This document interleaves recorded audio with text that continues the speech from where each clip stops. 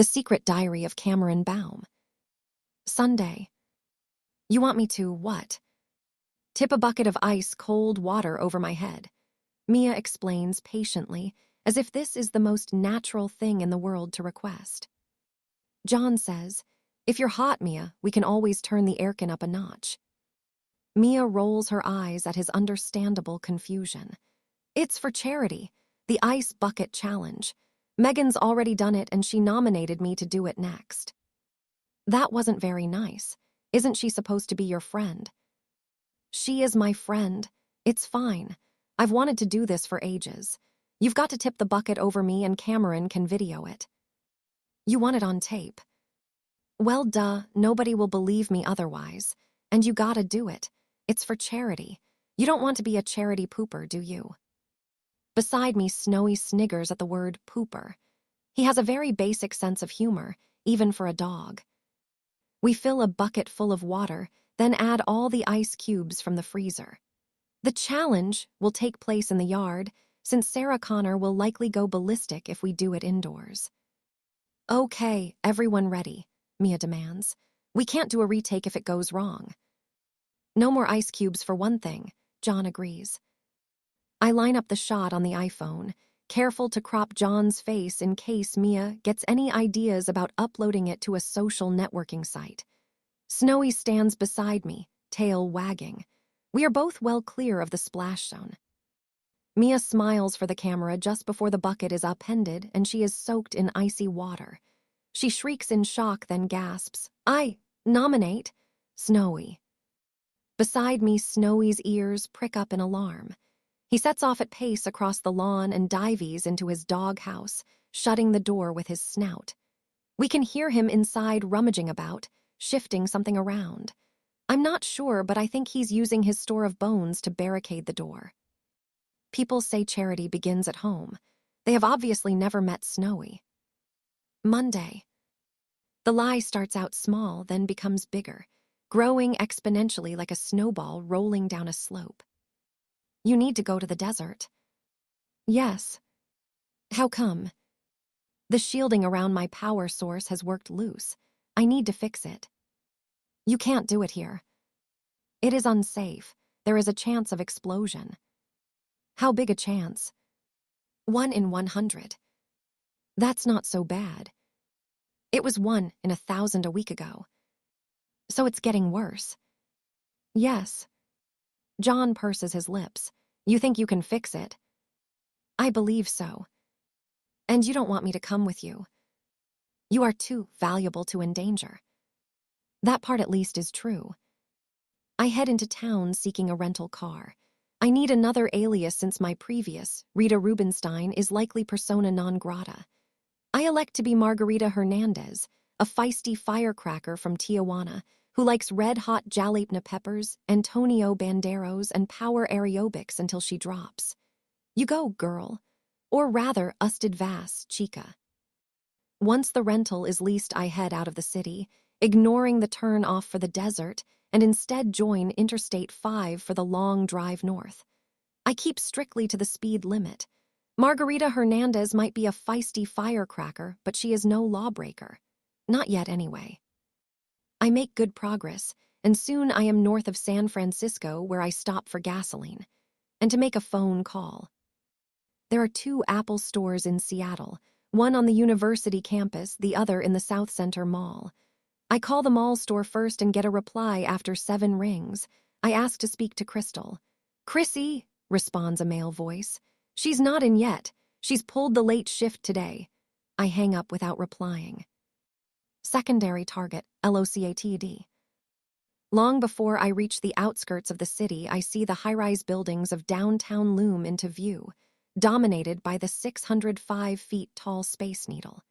It is indeed an impressive sight, and will remain so until Judgment Day, when they will all topple like so many dominoes. An atomic bomb exploding will do that. I have been to Seattle once before as part of General Connor's entourage, arriving there to enlist the support of the northern militias in the final push against Skynet. I recall weaving our armored carrier past the rubble of the fallen Space Needle, then no more than a stump 100 feet tall. Impressive in its way, but a stump nonetheless.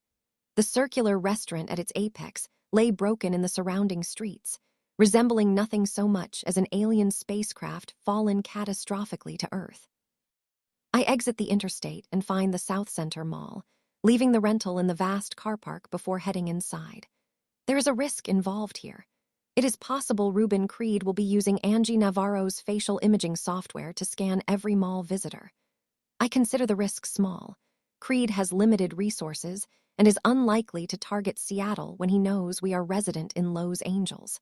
Even so, I have come prepared with a pistol concealed in my jacket and 3 spare clips. This is unlikely to be sufficient should I be confronted by the full force of the Seattle PD. If I run out of ammo, I will have to resort to fisticuffs, and possibly footycuffs. Is footycuffs even a word? I will Google it later. Thanks to Steve Jobs' obsessive-compulsive attention to detail, most Apple stores look alike. A large glass frontage offering unrestricted views of the shiny new gadgets on sale within. The Apple employees aren't hard to differentiate from the customers. They wear identical blue tees with an Apple logo and name tags attached. They all exude an air of smug certainty that the secret of true happiness is to keep buying new Apple product. Get over yourselves. Andrew. Matthew. Susan. Paul. Caitlin. Leon. Crystal. Secondary target acquired. As I stare through the plate glass window, Crystal is showing a customer the latest specs of the new iPad. Fingerprint unlocking, no less. Now if you steal an iPad, you have to chop off the owner's fingers to make it work. I doubt she will include this in the sales pitch. The Apple store closes at 7 o'clock. 8 minutes later, a group of workers emerge and head for the exits. Crystal is among them. I rise from the bench where I've been seated for the past half hour, pretending to read an issue of Cosmopolitan. Apparently there are 10 ways to satisfy a man sexually. Only 10. These people need to study the Kama Sutra. I follow the group down the escalator and out into the parking lot. Here they split up and go their separate ways. Good. It would complicate matters if Crystal were to offer a colleague a ride home. I match her stride for stride as she walks past the rows of stationary vehicles, keeping 20 feet distance between us and out of her peripheral vision. I note Crystal is blonde and shorter than I am, but has bigger boobs. You win some, you lose some. She slows suddenly to take a key fob from her purse, waving it vaguely at a nearby white Honda Compact, which responds by flashing its lights in greeting. I move behind the vehicle as she opens the door and climbs behind the wheel. I must take care here. Ruben Creed might not be watching, but somebody is. Security guards inside the mall are staring at monitors displaying the parking lot, watching for any monkey business. Just as well I didn't bring a monkey. At the precise moment, she starts the engine. I yank open the passenger door and press my pistol against her head. Don't move if you want to live. Not my best line, but it will suffice. Crystal gasps and says, "Oh God, oh God, oh God." Through the windscreen, I see a couple walk past pushing a fully laden shopping cart. They are just feet away. One glance across and they would doubtless raise the alarm. Much bloodshed would ensue, and me in my cleanest jeans. I lower the pistol until it is pressing against her right thigh. I am aiming at your femoral artery. You will do exactly as I say or I pull the trigger and you will bleed out in less than a minute. Please, I have money, take it. I don't want your money. My purse, I have an iPhone, a 6, the newest model. Is it running iOS 8? Why, yes. How quaint, I don't want your phone. What do you want?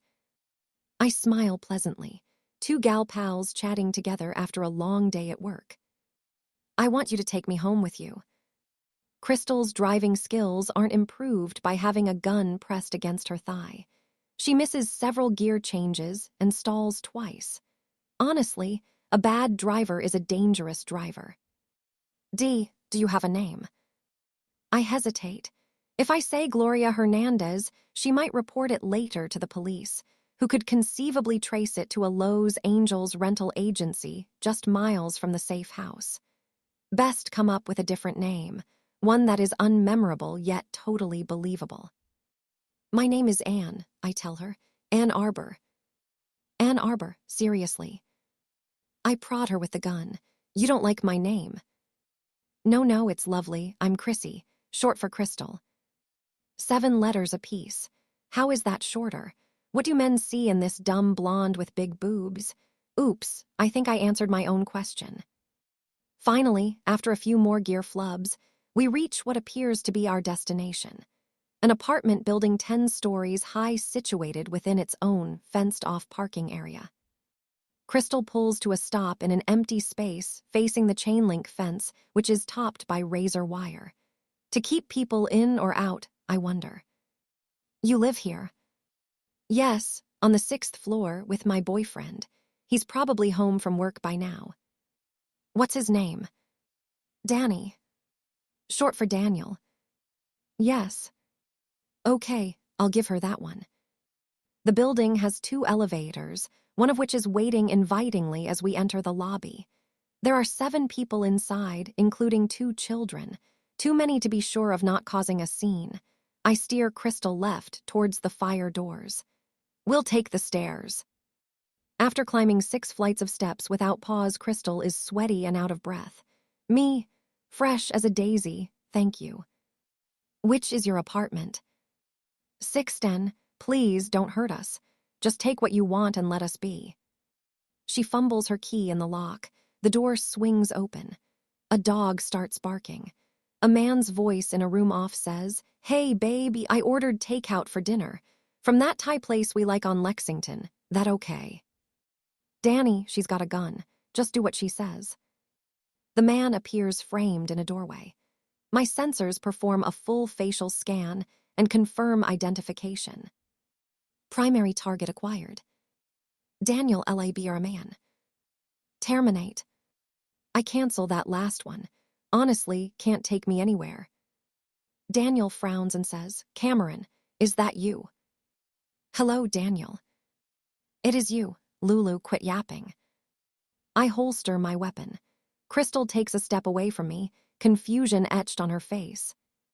"You know her?" Yeah, we go way back." "And way forward," I add. I'm a stickler for details. "She told me her name was Ann Arbor. She threatened to shoot me." "Oh no, that's just her way." "That's all you've got to say." She pressed her barrel against my bare thigh. "That's kind of a turn on actually." "Is this a joke to you? Your crazy psycho ex-girlfriend tried to shoot me." She grabs a coat from a hook by the door and says, "I'm going to my sister's. Call me when she leaves, or not, I don't care." "Oh, come on, babe." Too late. The door closes with a slam. "I could fetch her back if you wish." "No, let her go. She usually goes to her sister's when we argue. They probably bitch about what a lousy boyfriend I am." "Do you argue often?" "It happens. I've never lived with someone before. I'm still getting used to this couple business." "Damn it, Lulu, stop barking. It's only Cameron." She senses what I am and is fearful. All animals are. Daniel picks Lulu up and puts her in another room. Her barks are now muffled. She was fine back in LA. She had Snowy to comfort her. How come he doesn't act like this? Snowy is different somehow, the exception to the rule. "You told Chrissy your name was Ann Arbor." "You don't like it." "It's fine. If you're a city in Michigan, how did you find me anyway?" I tell him that Sarah Connor revealed he lived in Seattle with a girl named Crystal who worked for Apple. And there's only 2 Apple stores here, and only 1 employee named Crystal. Correctamundo, I hesitate. Did I use that word in the right context? Yeah, correctamundo is. Correctamundo. You could also use exactamundo, so. Where are Sarah and the general? Not like them to be shy. Lowe's Angels. They don't know I'm here. John thinks I'm in the desert fiddling with myself. Fiddling with yourself. I explain about my ruse and why it was necessary. You can explode. Please remain calm, I assure him. It's most unlikely I will blow. You and every girl I've ever met, Daniel laughs. Odd. Does he meet many girls with a propensity to explode? Yeah, I guess we did kinda rub each other the wrong way. That wouldn't happen now. I've matured. Nothing your boss could do or say would make me lose my cool. He said you pretended to have a girlfriend. That little weasel, Daniel snaps, losing his cool. Tell him she's real and we do it twice a day every day. Do you really? Hell no, I'm not a maca, sorry. So why did you leave Chicago? I was freezing my ass off. Snow's great the first time, like every Christmas movie you've ever seen. Then it sticks around for weeks. I never seem to get warm. Seattle had a decent tech infrastructure, so I moved here. I figured San Francisco was a little too close to the scene of the crime. You think the cops are still after me? You are an escaped felon who was caught in possession of a gun used in a homicide. You do the math. I'm innocent. It wasn't even my gun. Tell it to the fudge. Judge, it's tell it to the judge. As you wish. I look around. Nice crib. Yes, I watch MTV too. Thanks. Come on, I'll give you a tour. The tour doesn't take long. There is a large living space dominated by a leather sofa, wooden coffee table, and the ubiquitous flat-screen TV. A short hallway leads to a kitchen and the main bedroom, where Lulu is still yapping behind the closed door. I admire her stamina. Snowy would have given up ages ago. And this is the bathroom. Sorry about the mess. Bras and panties hang from a makeshift washing line. Crystals, I presume. Damn straight, you presume. Another unexpected delight of coupledom, having to fight your way don't touch them. Sorry. If she sees they're moved, she'll think I've been doing stuff. What stuff? Doesn't matter. Come with me, you'll like this. We head back to the hallway. Daniel points at the front door. Looks like wood, right? He taps the panel, which gives off a most unwood-like sound. Sheet steel under wood veneer, the frames steel as well. I had it installed a few months ago, should keep the nasties out. Some nasties better than others. The police will struggle to breach such a barrier. A Terminator will break it down within 40 seconds. Still, this might be the difference between life and death. Sarah's been telling me in her letters to make sure I have an escape route. I've installed a rope ladder, so if trouble calls, I can go out the window. Show me. Daniel slides back the glass doors, which allow access to a balcony. He gestures to a nylon rope ladder furled in a corner. Have you tried it out? It's on my to-do list. Put it on your to-don't list. You lack the upper body strength to descend 6 floors. Hey, I work out.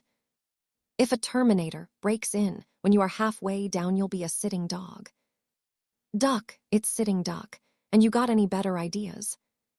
Actually, yes. I shrug my rucksack off my shoulders and withdraw a gadget I have worked on secretly ever since Sarah Connor let slip Daniel lived on the 6th floor of a high-rise. I begin to attach it to the balcony's steel railings. What's that? Daniel inquires. It's essentially a coiled steel cable with an integrated spring dampener. Okay, how's it work? I pull out a length of cable. You hook this end to a belt or harness, like this. I clip it to Daniel's leather belt. And then, jump, jump, jump. I confirm, lifting Daniel off the ground and throwing him over the balcony. He screams all the way down, then goes silent. I lean over the railings. Daniel. I think I shat my pants. Oh dear, I had not considered involuntary bowel movement. Perhaps I can include a diaper as an optional extra, or possibly a large cork. I haul the cable up and help Daniel over the railings. He is pale and trembling. Why the hell did you do that? He demands. A practical demonstration of the device was necessary. You couldn't just draw a diagram. Insufficient. Now you will trust the device should you require it. I was 6 inches from going splat on the ground. 6 inches is well within the margin for error. I was scared shitless. So I see. Where'd you get the idea for that anyway? I watched a movie where a man in a black cape used a similar device fitted to his belt to rappel down the side of a tall building. You saw it in a Batman movie. Cameron, those gadgets aren't real. They're not. It's special effects. They added in post-production. Oh. Daniel stares at me aghast, then smiles and shakes his head. Typical Cameron. You're one of a kind, you know that. I do, actually. I stink. I'm gonna go change. I rewind the cable and reset the device, hiding it behind some flower pots just in case Crystal is the inquisitive type. I lean over the balcony and look down. I see a wide alley with exits at both ends. Several dumpsters color-coded for recyc or regular waste. If someone or something does come calling, my device will give him a fighting chance of escaping. Well worth a pair of soiled pants. I return to the living room, just as Daniel emerges from the bedroom wearing fresh jeans and smelling strongly of cologne. I've brought you something else, I tell him. Does it involve a terrifying 6-story freefall? He asks warily. No. Pleased to hear it. I take it from my rucksack and hand it over. He examines it and says, "What is it, a steel bar?" Not steel, coltan. In this time it is rarely mined and so in short supply. And this is what you're made of. Exactamundo, our exoskeleton, try bending it. Daniel holds each end of the 2-foot-long bar and strains until red in the face. Man, that's stiff. How the hell are you so limber? Plenty of yoga and WD-40. This is a joke. He doesn't laugh. Bummer. That would have killed on Letterman. Thanks. I'm leasing a lock-up garage on the outskirts where I can experiment. A landmine is essentially a bomb, so I've got to be careful buying the ingredients. Where do you shop? The dark web, Silk Road, places like that. I use coin. The dark web, the internet's sordid underbelly, a kind of one-stop Amazon for ne'er-do-wells. The sensor is the most important component. It must only explode when a Terminator is close. Well, this should definitely help. Thanks. There's a loud knock on the door. I wheel round, bringing my pistol to bear. Whoa, easy. It's probably the delivery guy with the takeout. He crosses to the door and peers through the spy hole. Yeah, I recognize him. Name's Cho, I think. Daniel opens the door. I get a glimpse of a young Asian boy. Thanks, man. There you go. Night. Money is exchanged and several white polystyrene cartons handed over. The door is shut again. Crisis over. I'll eat my half tonight. If Chrissy doesn't come home, I'll eat the rest for breakfast. You eat reheated takeout for breakfast. What can I say? I'm a barbarian. Does this building have a way up to the roof? Yeah, just go up 4 floors. Show me. Now. I don't have much time. I'm on a schedule. John will be suspicious if I am away too long. We take the stairs up. The way to the roof is blocked by a steel door secured with a padlock. I am about to break it when Daniel says, "Hold on there, quick draw. No need. I've got a key." You do. The super lets a few of us up here to have barbecues or sunbathe. His name's Frank. Pretty cool guy for an old dude. He'll walk Lulu for me if I work late. The steel door opens, and we climb a few final steps to the roof. Not much up here, but the view's spectacular. You can see the whole of downtown from here. The roof is rough tarmac, bordered by a low brick parapet with ventilation grills and elevator housings towering above our heads. There is a rusty barbecue pit and several aluminum lawn chairs, their covers faded by prolonged exposure to the elements. Near one lies a leather football and a yellowish tennis ball. Daniel picks them up, hefts the football, and says playfully, "Hey, Cameron, go long." Schedule, I admonish. I don't have time to play with your balls. Story of my life, he laughs, kicking the football out of his hands. It bounces once, twice, coming to rest against the parapet. I walk across and look over. The alley is below, 10 floors down. Across the way is another apartment block, smaller than this one. Actually, they're the same size, Daniel observes when I point it out. It's just further down the hill.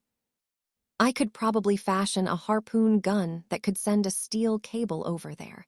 It would be another means of escape should someone or something track you down. You mean like a zip wire? No, no thanks. The other gadget was scary enough. Besides, how am I gonna hide a harpoon gun from Chrissy? My suggestion that he take up whaling to allay her suspicions is met with some scorn. Pity.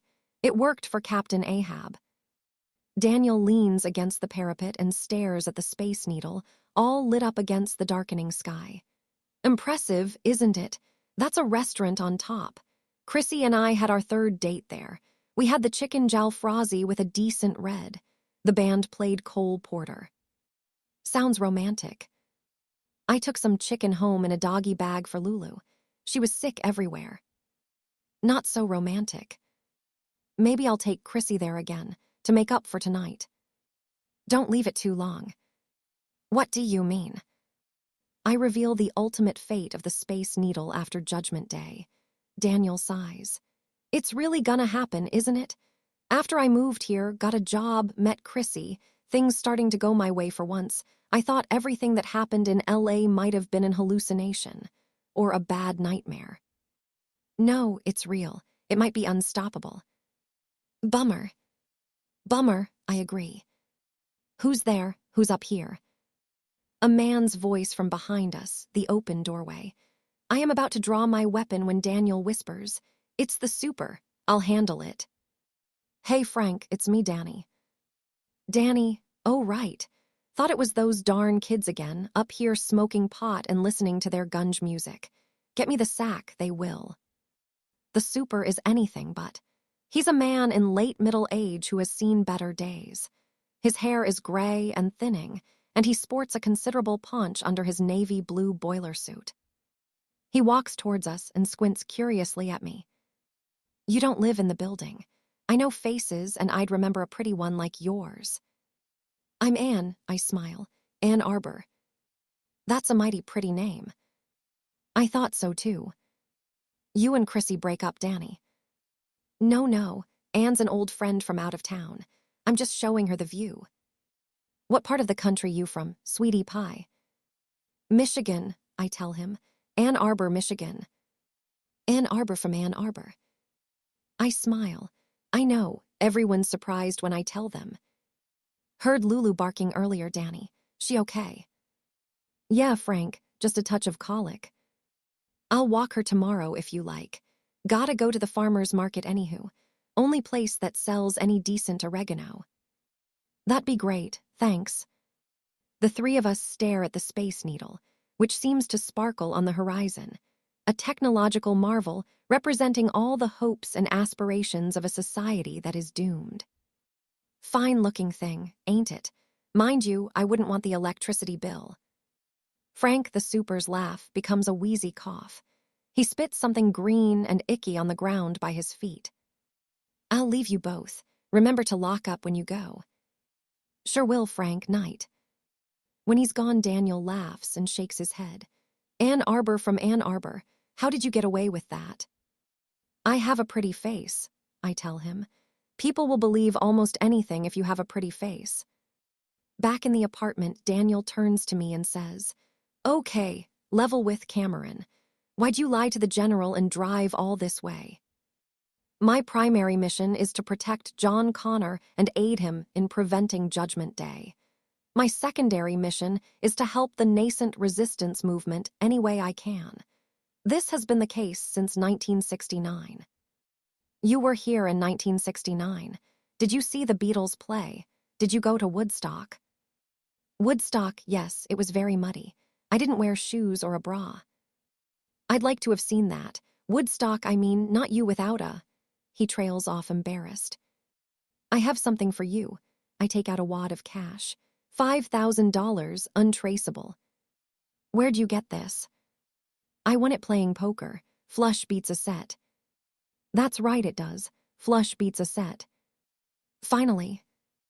Use it to fund your research. I feel bad. I have nothing for you. But you do. I do. One day you will invent a device that will blow me and my kind to smithereens. You're welcome. One more thing. I reach into my pocket and take out a slip of paper. There are numbers written on it.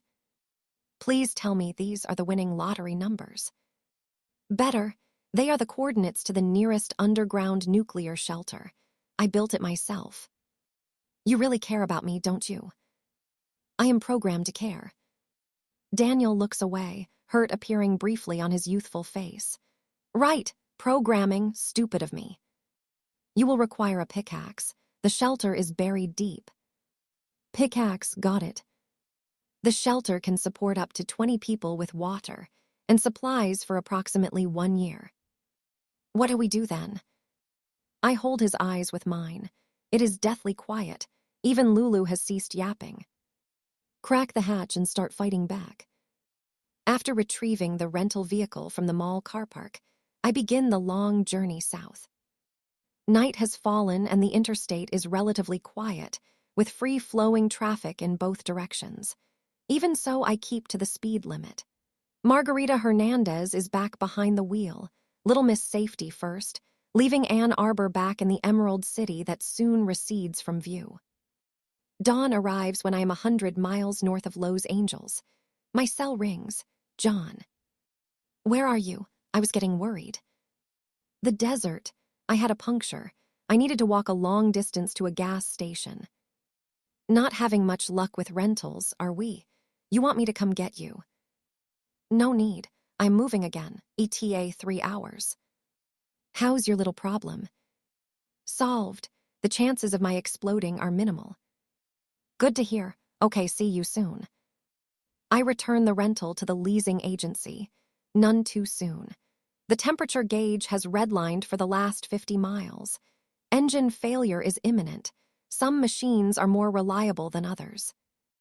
I walk the final few miles to the safe house, slipping through the side gate. Snowy is stretched out on the porch of his doghouse, enjoying the early morning sun. From his relaxed posture, I surmise the danger of his being doused with icy water has passed. Spotting me, he rouses himself and ambles over. He circles my legs, sniffing furiously at some foreign scent his sensitive nose has detected before delivering his verdict. Camerons smell like poop. Where's an ice bucket when you need one?